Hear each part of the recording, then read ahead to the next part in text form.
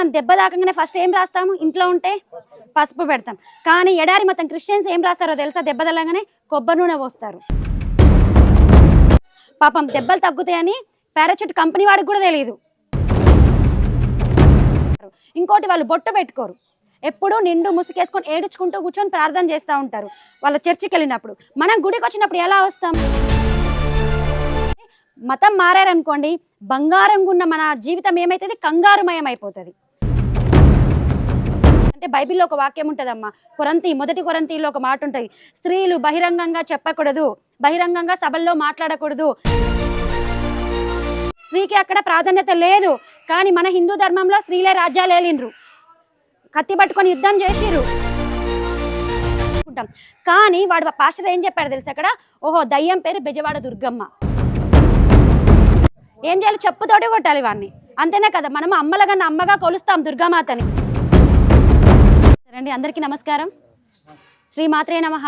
శ్రీమాత్రే నమః. జై శ్రీరామ్. జై శ్రీరామ్. గట్టిగా జై శ్రీరామ్. చింతన, భక్తి భావన, ఈ ధర్మం కోసం పనిచేయడం అనేది చేస్తున్నటువంటి మీ మోక్ష ధర్మ ట్రస్ట్ కూడా మా ఎంచ గ్రామం తరఫున ఫస్ట్ ధన్యవాదాలు తెలియజేస్తున్నాను. ధన్యవాదాలు.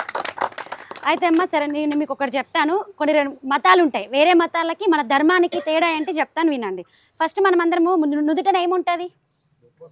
బొట్టు ఉంటుంది. బొట్టు ఎందుకోసం పెట్టుకుంటాము? హిందూ కాబట్టి బొట్టు పెట్టుకుంటాం, అంతేనా?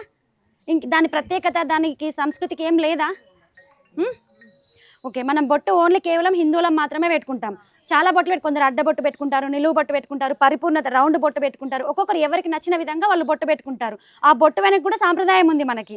ఓకే, ఎందుకోసం అంటే ఇప్పుడు నిలువు బొట్టు పెట్టుకుంటారు, పొడవు నామం పెట్టుకుంటే దాని అర్థం ఏంటంటే ఉన్న స్థితి నుంచి ఉన్నత స్థితికి వెళ్ళడానికి కొందరు చాలా మంది పొడవు నామం పెట్టుకుంటారు, 3 నామాలు పెట్టుకుంటారు కదా, అది శివానుగ్రహం కోసం పెట్టుకుంటారు. చాలా మంది విభూది పెట్టుకుంటారు, చందనం పెట్టుకుంటారు. చందనం దేనికోసం పెట్టుకుంటాం? మన బాడీలో చల్లదనం రావడం కోసం చందనం ధరిస్తాం. అలాగే కొందరు రౌండ్కు పెట్టుకొని మధ్యలో కుంకుమ పెట్టుకుంటారు. దాని అర్థం ఏంటంటే పరిపూర్ణత్వం, మన జీవితం కూడా పరిపూర్ణంగా ఉండాలి అనేసి రౌండ్గా పెట్టేసి పెట్టుకుంటాం అనమాట. ఓకే, అదేవిధంగా మీరు ఎడారి మతాలను తీసుకోండి. ఎడారి మతాలు అంటే తెలుసా? 2 మతాలు ఉన్నాయి ఎడారి మతాలు. బొట్టు పెట్టుకొని మతాలు ఉన్నాయి, అవేంటి? ఓకే, క్రిస్టియన్స్ ఒకటి, ముస్లిమ్స్ ఒకటి. చూడండి, ఒక దయ్యాలు మాత్రమే బొట్టుకు భయం పడతాయి, అవునా కదా? ఇప్పుడు మనం దేవత దగ్గరకు వచ్చినప్పుడు ఖచ్చితంగా ఫస్ట్ ఏం పెడతాం?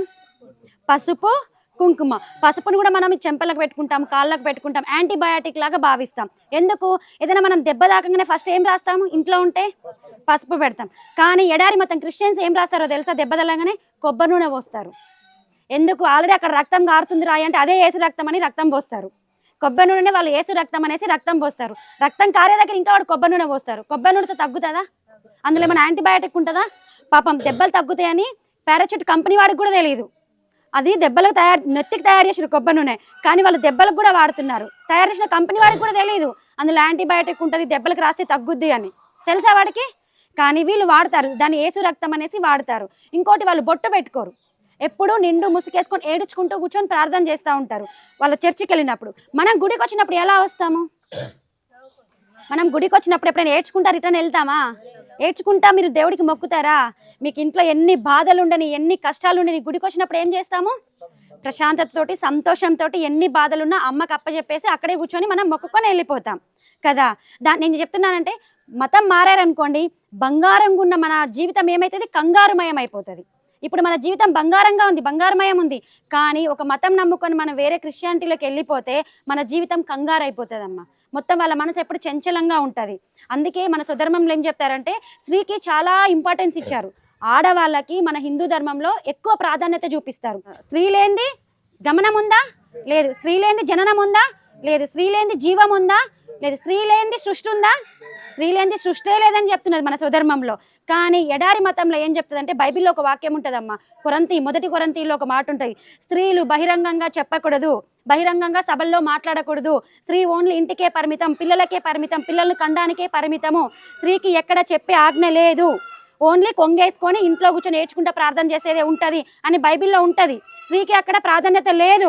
కానీ మన హిందూ ధర్మంలో స్త్రీలే రాజ్యాలు ఏలిండ్రు, కత్తి పట్టుకొని యుద్ధం చేసిర్రు. ఓకే, అంత గొప్ప చరిత్ర ఉన్నది మన ధర్మానికి.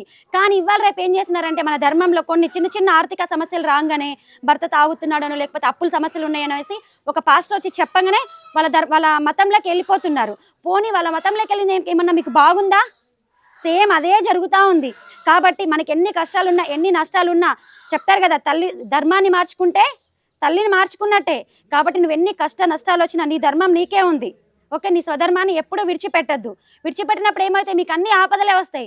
మీ ఇంటి దేవుడిని ఎప్పుడైతే నువ్వు మర్చిపోతావో నీకు అన్ని నష్టాలే జరుగుతాయి. ఓకే, ఏదున్నా నీ ఇంటి దేవుడికి మనకు ముక్కోటి దేవతలు ఉన్నారు, వాళ్ళకి మాత్రమే పూజించండి. మన మతం కాని వాళ్ళని మీరు పూజించకండి. ఇప్పుడు ఇంత జరుగుతుంది కదా, వేరే మతం వాళ్ళు ఇక్కడికి వస్తారా? కానీ రేపు క్రిస్మస్ ప్రార్థన పెడితే మీరే పోతారు. సగం మంది మన వాళ్ళే కనబడతారు అక్కడ. ఇప్పుడు క్రిస్మస్ కూటములు పెడతారు గ్రౌండ్లలో, సిఎస్ఐ గ్రౌండ్లో కానీ ఇక్కడ కూడా ఎక్కడైనా పెడితే మన వాళ్ళే మంచిగా బొట్టు పెట్టుకొని రెడీ అయ్యి మరీ వెళ్తారు అక్కడికి. కానీ వాళ్ళు ఎక్కడైనా మన గుళ్ళల్లో కనిపిస్తారా? వేరే మతం వాళ్ళు మన గుళ్ళల్లో కనిపిస్తారు. మరి మనం ఎందుకు వెళ్ళాలి? ఇంకా సమానం అనుకుంటా ఉంటే మన దేవి దేవతలు కూడా రేపు మన పిల్లలకి ఇక్కడ ఒకప్పుడు ఇట్లా హిందూ దేవుళ్ళు ఉండేవారు అని చెప్పుకోవాల్సిన పరిస్థితి వస్తుంది. కాబట్టి వేరే మతం వాళ్ళు ఎవరు వచ్చినా మీ దగ్గరికి మా హిందూ ధర్మం ఉంది, ఎప్పటి నుంచో మా హిందూ ధర్మం మాకుంది, కాబట్టి వేరే మతం మాకొద్దు అని చెప్పండి. అర్థమైందా అమ్మ? ఎడారి మతంకి మన మతంకి తేడా చూసుకోండి. మన ధర్మంలో స్త్రీలు తెలుసా కదా, ఝాన్సీ లక్ష్మీబాయి, రాణి రుద్రమదేవి కత్తి పట్టుకొని నడయాడిన భూమి మనది. అలాంటి భూమిని వదిలిపెట్టి మనం వేరే దేశానికి ఎందుకు వెళ్ళడం, వేరే మతానికి ఎందుకు వెళ్ళడం? అంతేనా కాదా? ఇంకొకటి ఏంటంటే, మొన్న చూసారు ఒక పాస్టర్ గాడు ఒక ఆమెకి దయ్యం పట్టింది, స్టేజ్ మీదకి పిలిపించాడు. పిలిపిస్తే ఆ దయ్యం పేరు ఏం చెప్పిపించారు తెలుసా? బెజవాడ కనకదుర్గమ్మ అని చెప్పిపించారు. ఆవిడకి దయ్యం పట్టింది. దయ్యం పడితే ఓకే, వాళ్ళ చుట్టాలు లేకపోతే తెలిసిన వాళ్ళు గాలి పట్టిందని మనం అనుకుంటాం. కానీ వాడు పాస్టర్ ఏం చెప్పాడు తెలుసా అక్కడ? ఓహో, దయ్యం పేరు బెజవాడ దుర్గమ్మ. ఆమెకు పట్టిన దయ్యం పేరు ఏంటంటే బెజవాడ దుర్గమ్మ. అప్పుడు ఆ పాస్టర్ని ఏం చేయాలి చెప్పండి మీరు? ఆ పాస్టర్ నా కొడుకుని ఏం చేయాలి? మనం అందరం క్షమించాలనా? ఏం చేయాలి? చెప్పుతోటి కొట్టాలి వాడిని. అంతేనే కదా, మనం అమ్మలగన్న అమ్మగా కొలుస్తాం దుర్గామాతని. అట్లాంటిది వాడు దయ్యంలాగంటే మనం ఎలా ఊరుకుంటాము? కానీ మన వాళ్ళు ఊరుకున్నారే, ఏం చేస్తాం? ఏం చెయ్యలేం మనం. కాబట్టి నిజంగా చెప్తున్నామా, మన ధర్మమే గొప్పది, మన సనాతన ధర్మమే గొప్పది. మన కట్టు పొట్టు ఎవరికి రాదు. ఓకే, వాళ్ళని చూస్తే దయ్యాల్లా ఉంటారు, మనం చూస్తే ఒక పుణ్యస్త్రీలా కనబడతాం అందరికీ. సరేనా తల్లి? సరే, ఇంత చక్కగా విన్నందుకు అందరికీ ధన్యవాదాలు. మన ధర్మాన్ని మాత్రమే పాటించండి, సరేనా? జై శ్రీరామ్.